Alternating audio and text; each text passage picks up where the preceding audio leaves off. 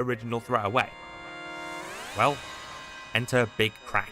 The Doctor finally becomes aware of the crack that's been following him and Amy. This is the power source the Angels wanted to feast on, but they underestimated just how powerful the crack is, and now are running as fast as their little angel legs will let them. It's not like the Angels are completely sidelined in the episode either. They still play a significant part in the plot and its ending. A great example is this scene. I love this scene.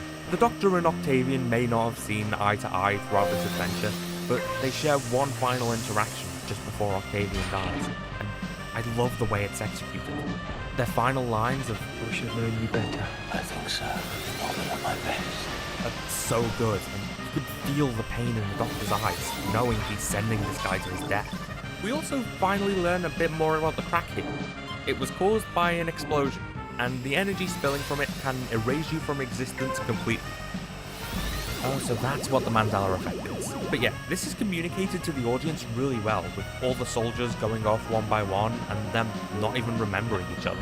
As well as finally explaining stuff like the duck pond with no ducks, and why Amy didn't remember the Daleks. As well as explaining why a giant Cyber King walking across Victorian London isn't a particularly well-documented part of history. Which also implies the crack may have actually been following the Doctor since before the 11th hour. Now, Amy doesn't have a great time in this episode either.